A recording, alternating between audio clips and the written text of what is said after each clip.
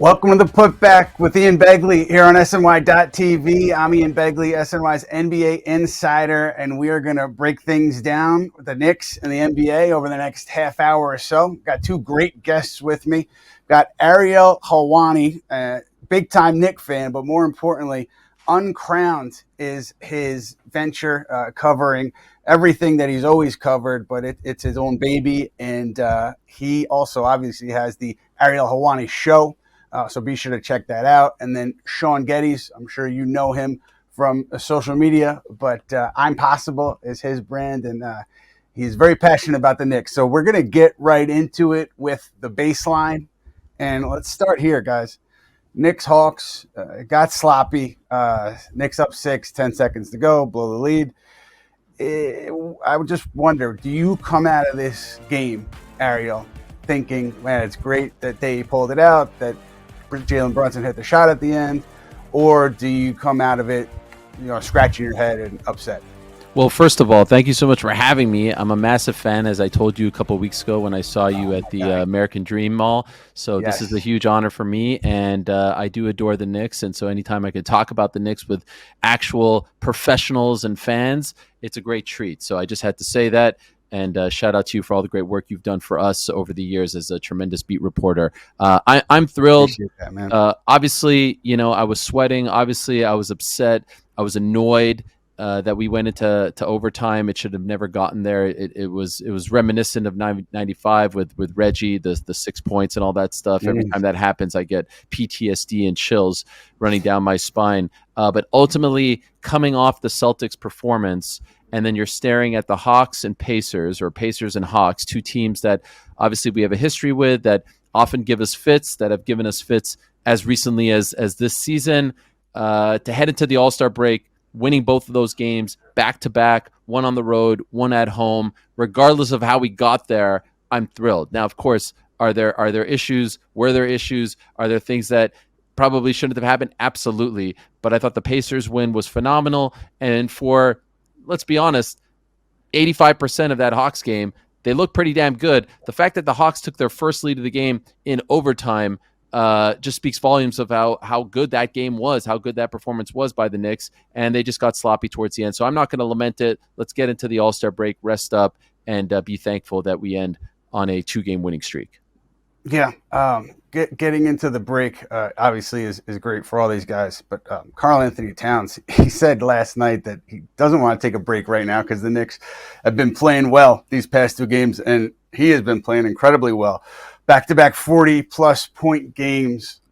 Shaun, I'm not going to ask you to judge the trade because that seems obvious at this point, but with Karl-Anthony Towns as one of the centerpieces of this offense, where do you think this Knicks team can go? I truly believe the sky's the limit, as I've always said, and it's really great. I thought it was going to be after the All-Star break. I was hoping for it. But to see him back in his form that he was in earlier in the season prior to the thumb injury is super reassuring and that bodes well for us going forward. I think that thumb was very clearly bothering him. He didn't look comfortable shooting the ball. He kind of didn't have the same touch around the basket, and he still was playing well, but it was just clearly very bothersome. And now he's back to shooting comfortably, putting up 8 threes in the Pacers game, 10 threes in the Hawks game last night. The more threes Karl Towns shoots, the better this team will be, because not only does that bode well for him shooting, but also that means teams have to come out to him and close out on him a certain way, which opens up the drive for him. And it opens up the backdoor cuts for his teammates and allows him to get assists and allows the offense to flow. So I think that he takes the ceiling of our offense to another level when he's locked in and playing the way he is right now.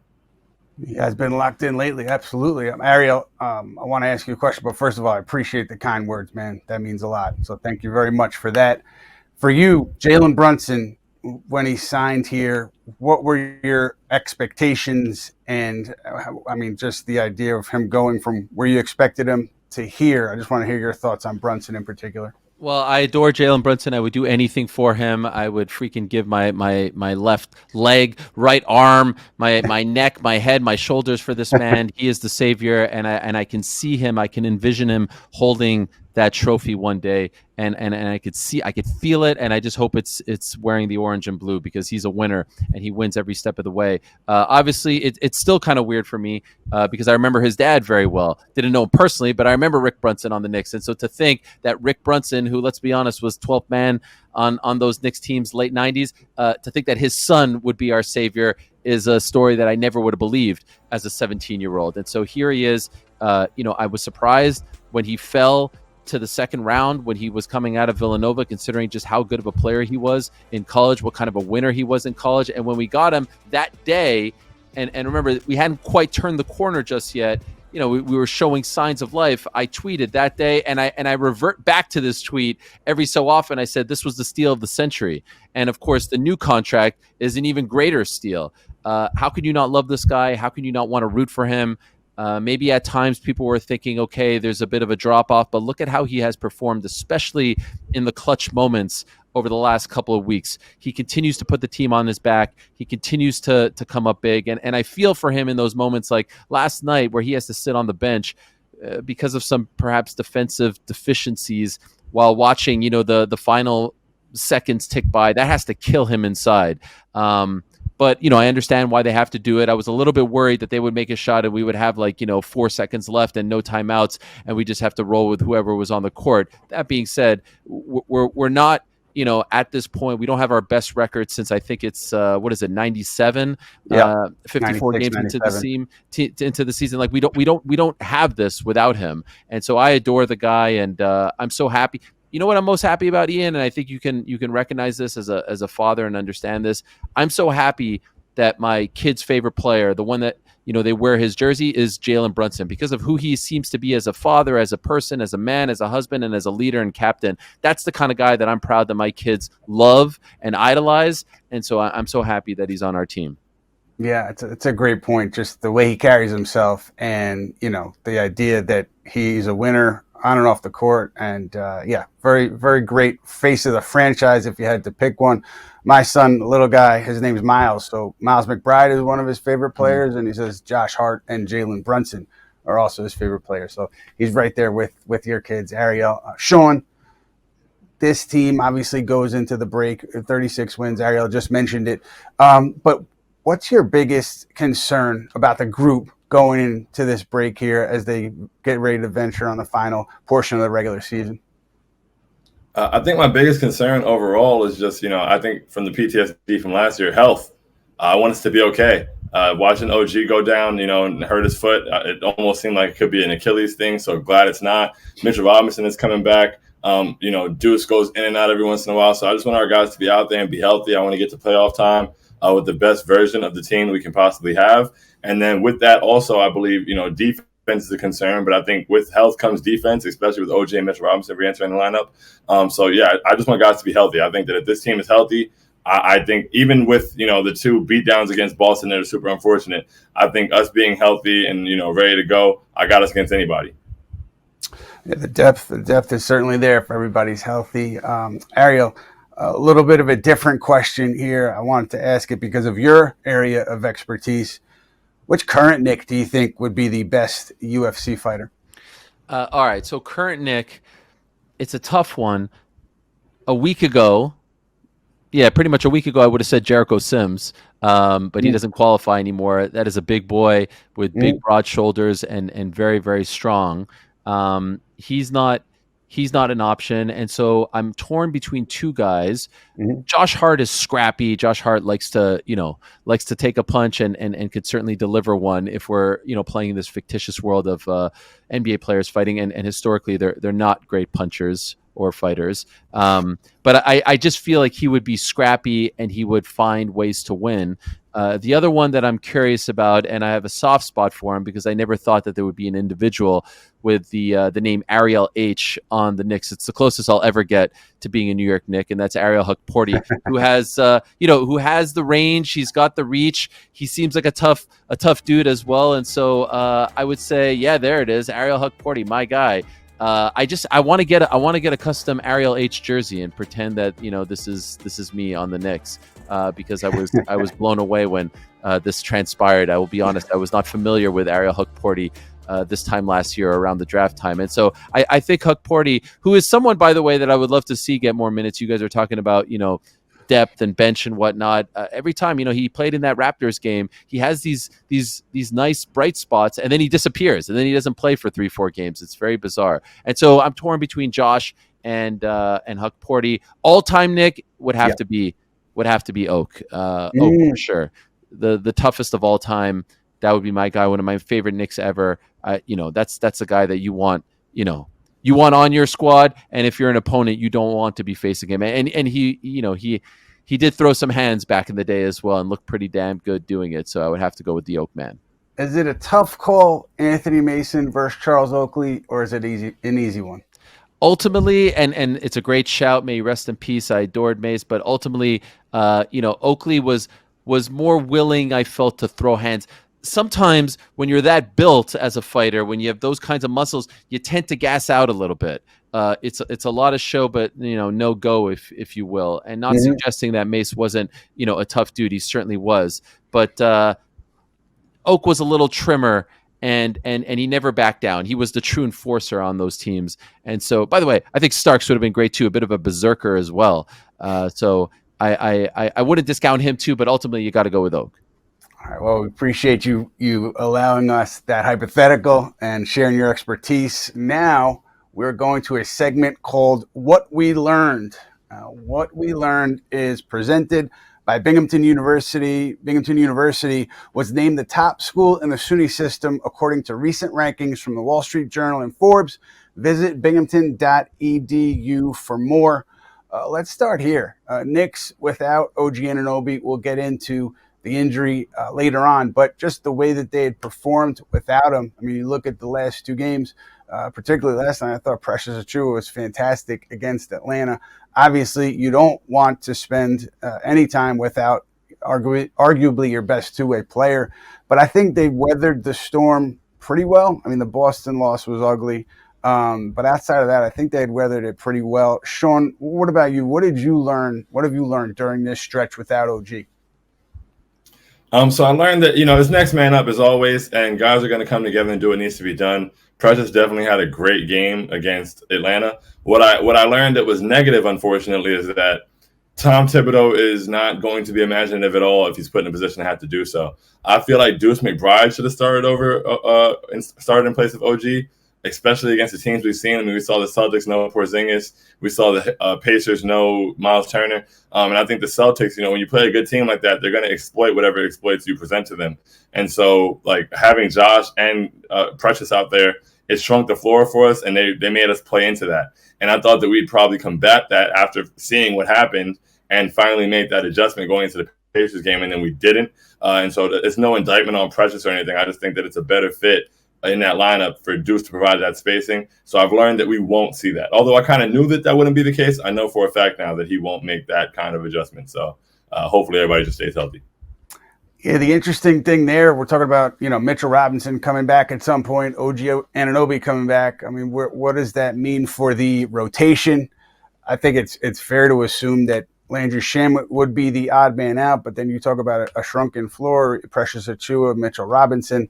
That would certainly shrink the floor. So, Ariel, put on your Tom Thibodeau sweatsuit, make your voice a little deeper and grovelly, and there you go. What would you do? Mitchell Robinson's back. Everybody's healthy. What would your rotation look like? Okay, well, can I ask a follow-up? Far be it for me to turn the tables on you here, Ian, but I have two questions that I hope you can educate me on. When the heck is Mitchell Robinson coming back? Yes. When the heck? Yeah. So we could play this game, but is he coming back, or is the move to just? Can we just save him for late March at this point? Because Lord knows if he comes back now, there's a very good chance that something might happen. And so, do we really need him now? We've made it this far without him. Should we just save him for the playoff run? I'm not sold on him coming back anytime soon. And the other thing is, I adore the Knicks with all my heart, but let's be honest, we were in this exact position last year with OG and Randall. The secrecy around some of these injuries and the timetable, it sounds like we dodged a bullet with OG, but we also thought we dodged a bullet with the elbow last year, and then we find out he has surgery, and then he doesn't come back, until like 2 months or something like that. And then we all know what happened with Julius Randle. And so I'm almost operating now in a space where we're not getting either of those guys back anytime soon. Am I wrong? I mean, it's understandable. And with that, why don't we transition to our injury update section, and we can get into all of that. Ariel, nice segue. Appreciate it. The injuries we'll go through here are OG, Mitchell Robinson, Miles McBride, Josh Hart. So with OG Anunoby, I truly do think that they dodged a bullet. I mean, everything that kind of you hear is that there was a sigh of relief when that MRI came back, and it was just a sprained foot, and it wasn't anything like a Lisfranc, or it wasn't obviously nothing to do with the Achilles.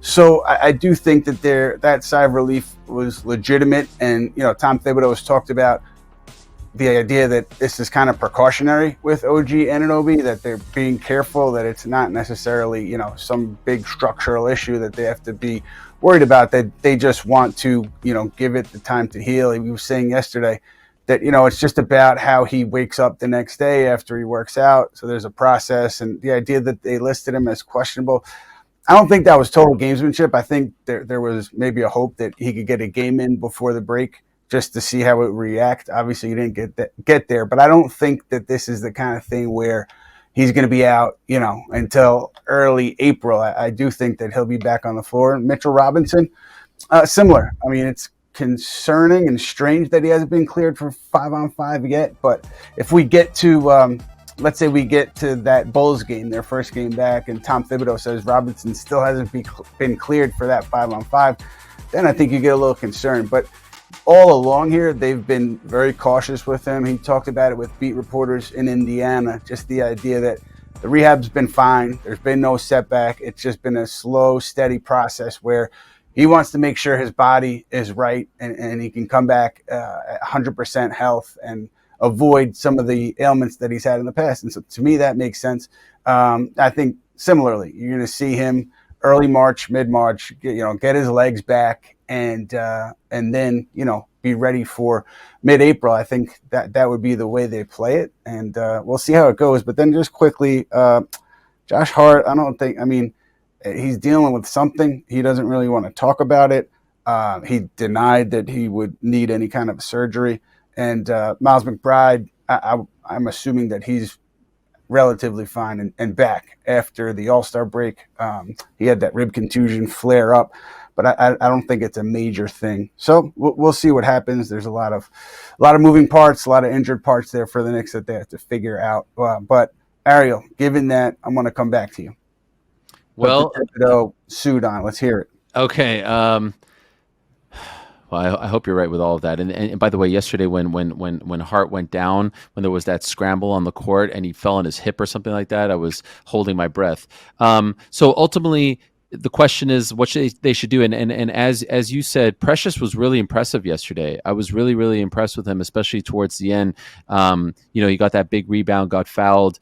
And, he's been a little hit or miss this season, especially, coming off the injury to start the year. And so I don't mind. I mean, I think in retrospect, I understand what Shaun said, but in retrospect, they went 2-0 against those teams. So you can't really say that it was a mistake to not start Miles McBride. I'll be honest, Miles has been, he hasn't been as consistent as I would have liked. It seems like every time we need that big three from him, it doesn't quite fall. So I would love to see a little bit more out of him. Once those guys come back, Landry appears to be the odd man out. But again, I would love to see more from Huck Porty. I really have been impressed from him, with him, from everything that he's done.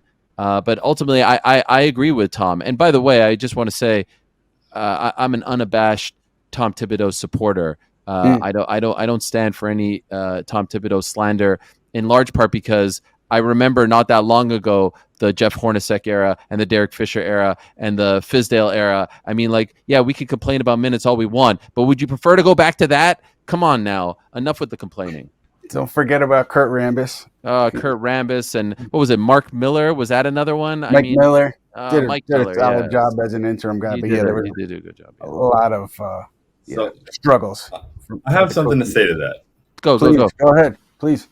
I'm cool with Tom Thibodeau. I'm not a Tom Thibodeau basher at this point. I was when he deserved it, but he doesn't deserve that now. It's just like, because the same way if Jalen Brunson goes out there and has a bad game, I have to say that Jalen Brunson had a bad game. If Tom Thibodeau makes a mistake, Tom Thibodeau made a mistake, and I can't have him make costly mistakes. We had a game a couple weeks ago where he finally did the offense-defense substitutions. He took out Jalen, and he left Cat in the game, which is weird to me because Cat had 5 fouls. And then Cat picked up his 6th foul on that play, and it's like, why did you do that? So when you talk about remembering the coaches, one thing I do remember very vividly is in Game 1 against the Celtics a few years ago, when in the playoffs, when Amari decided to pull his back in warmups, and Carmelo Anthony went out there by himself with Tony Douglas and Jerry Jeffries and Ronny Turioff, and scored 42 points, 17 rebounds, and 6 assists. It was 92-91. And I was like 17 years old. I'm in my living room. We call timeout. It's our ball. We're down by 1. I'm like, all right, cool. Good thing we got a timeout. He'll get Jerry Jeffries off the court because Jerry Jeffries is offensively inept. It makes no sense for Jerry Jeffries to be out there. Sub Shaun Williamson to put him in the corner. That way, when they double Melo, he has a viable kick out.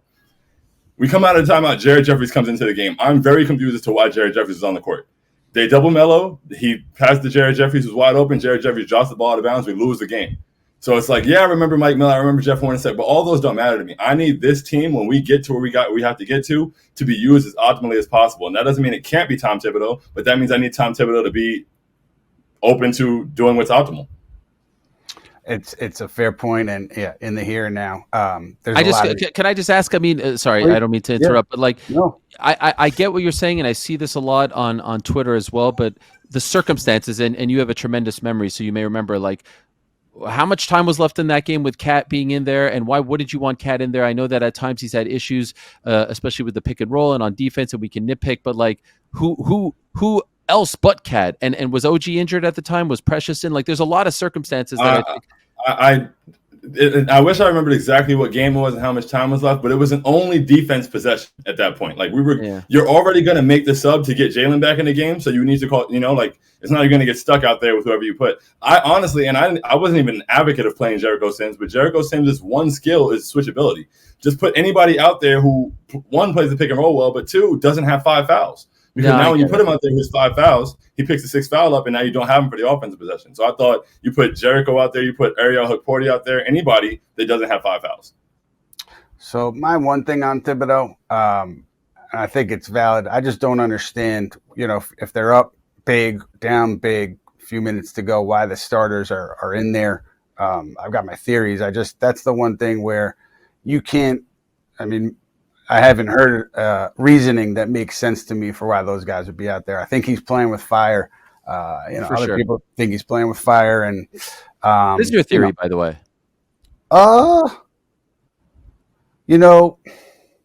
I've got one that I'm going to keep to myself only because maybe I'll report it someday. But the other one is, he, as he says publicly, like he wants the guys to be out there kind of learning with each other, and also it's a new group, so give them time to be on the floor. And then he sometimes will reference Tracy McGrady, Rockets, crazy comeback. I think 13 points, and maybe it was under a minute or a little over a minute. And so, Julius Randle said Tibbs needs to go to therapy for that because he clearly has some PTSD, and yeah, maybe that's part of it too. But yeah, I just think that part is it. That's the one where I scratch my head. We're gonna pivot right now to a little Luka Doncic section here because Ariel, you tweeted, even if Luka wasn't going to resign, even if they had concerns about his conditioning, that's what you got for him. Knicks traded 85 first for Bridges. Dallas got 1. Obviously, the trade confused you. I'm wondering, Shaun, does that change how you look at the Bridges deal once the Doncic trade happens?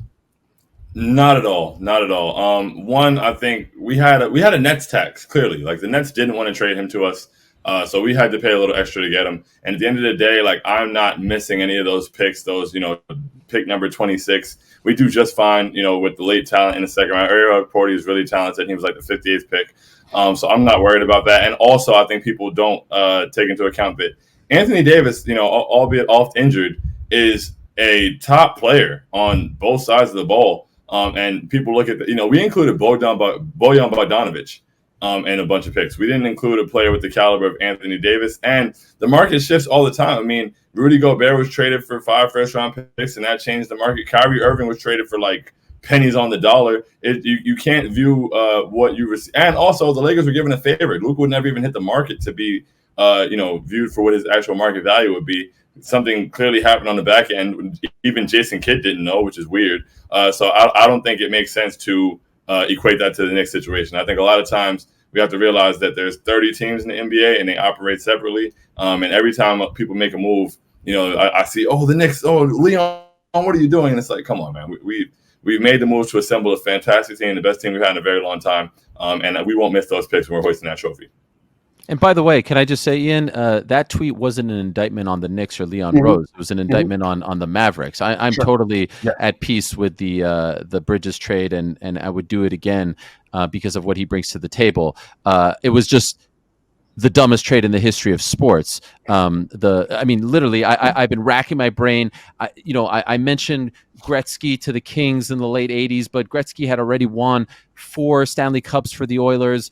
Some other people said like Mookie Betts to the Dodgers. All right, fine. You don't trade top 3, top 4 best players in the league at 25 for an oft-injured center and 1 first-round pick. It's the stupidest trade of all time. It's the worst trade of all time. And I really do think that there is more to this story. I think more is going to come out because there has to be more. The fact that they didn't call everyone and the, as a reporter, I'm listening to Nico Harrison in his press conference saying he wanted to just talk to the Lakers because he didn't want it to get out. He wanted to make sure it didn't get out. You were more concerned about it getting out that Luka was on the block than just getting the best trade in return for Luka. Who cares if it gets out? Let the world know. Stand on top of freaking the Empire State Building with a megaphone and let everyone know, give me your best offer. We have essentially a year to trade this guy before he becomes a free agent, and get everyone's best deal from the Grizzlies to the Raptors to the Hawks to the Celtics, and then make the deal. Who cares if it gets out? Why are you trying to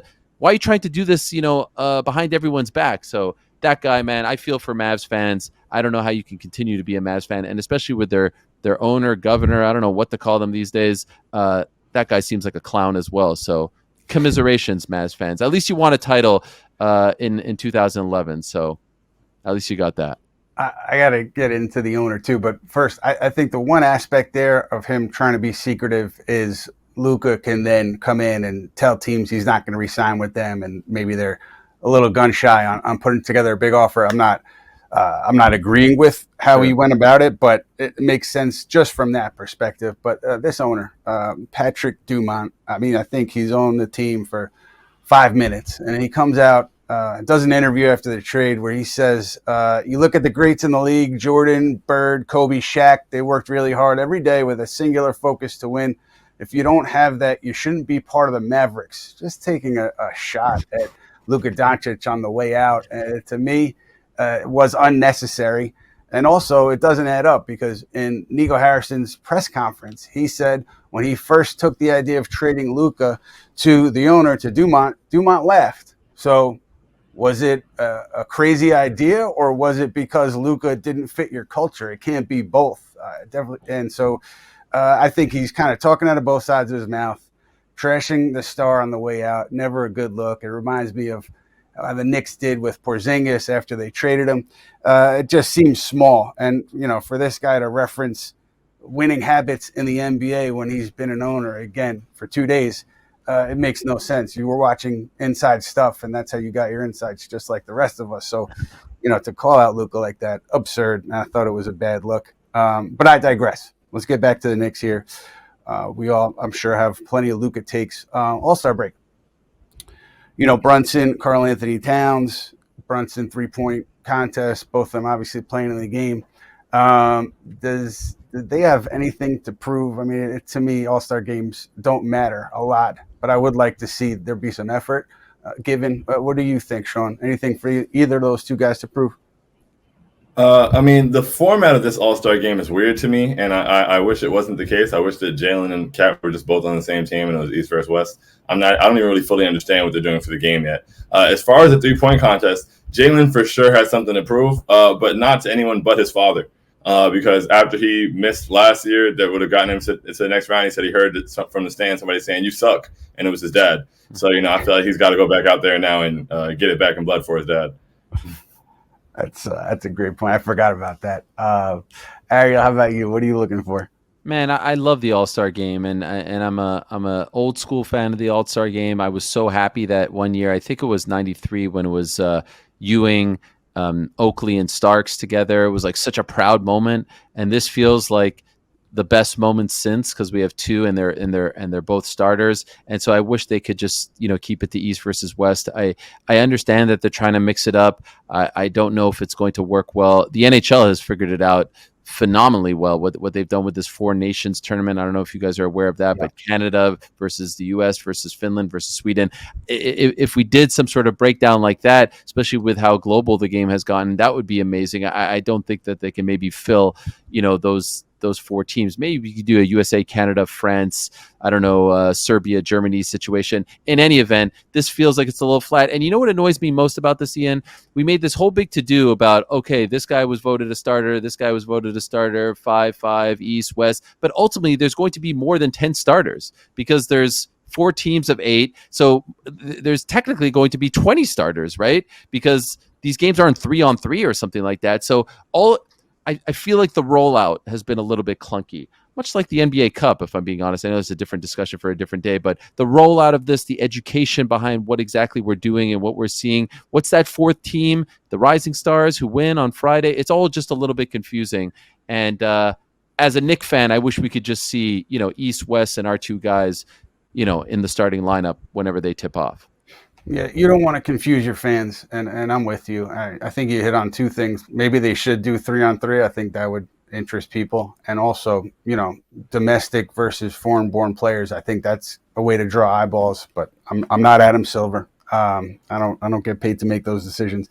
But let's see how it works this weekend. Let's see. Could be exciting. Let's see. So before we get to final thoughts, I just want to know quickly. End of this month. Start of March 1st, I believe, is when the Knicks have enough room under the second apron to add a prorated veterans minimum contract. I do believe TJ Warren is going to get consideration for that role. I don't know exactly which way they'll go, but I'm sure he'll get consideration. He's been really good in the G League. Tom Thibodeau said the other day that he respects what Warren, a 9-year veteran, has done. He's been down there mentoring younger guys and playing really well. So just something to keep an eye on as we move forward here. But fellas, we're going to close here. I'm curious. Shaun, predictions for this quote unquote second half of the season, this final run for the Knicks. Where do you think they end up? Jalen Brunson averages 30 points a game for the rest of the season. Mm-hmm. Karl Towns ends up second team All NBA just because, Jokic. And the Knicks, I believe, get the 2 seed. We get the 2 seed, and what are we now? 36-18. We end up 56-26. Strong. I like the takes. We'll put them on a checklist. We'll see what happens. And Ariel, you give me your predictions. Shaun, I like the optimism, man. I'm going to say we end up 3rd, which I'm kind of secretly hoping Boston can catch Cleveland, because I don't want to play Boston in the second round, but I don't think that's going to happen. I think we end up 3rd, and then I think we go on a magical run, baby, and finally champions for the first time since 1973. I will admit, we had a beautiful window last year. I really did think that there was an opportunity. Obviously, the injuries caught up with us, but OKC is much better now, and obviously Cleveland is looking great, and I think the Hunter trade was tremendous for them. Boston is Boston, but I think we could get it done. I really do think we could get it done. I'm praying. I just want one, guys. I just want one. I know, Ian, you can't say that because you cover them, but deep down you want one too, damn it. And we all want one, and it would be so great. Just give us one, for God's sakes. I'm still lamenting the fact that my Bills had their heart broken. I just want one in my life, and I'll die a happy man. You know what? I am a neutral observer, but the idea of maybe you and Shaun jumping around, pouring champagne on each other, I do like that. You'd be happy. I know you can't say you're a true blue, tremendous journalist, but deep down, you'll smile. Miles will be happy, so you'll be happy as well. Yeah, when it comes to when my son's happy, that makes me happy. And we'll see how all of our kids, Ariel, take in the rest of this season. It's going to be interesting. We're going to leave it there, though. So for Ariel Helwani, you know where to catch him. Uncrowned, the Ariel Helwani Show, and Shaun Geddes. You can find his Knicks thoughts all over social media. I'm Possible is his brand. Be sure to check those guys out there. Thank you so much for joining us, fellas. We will be back February 25th, 1 p.m., next edition of the Putback, and we hope to see everybody then. Thanks for being here.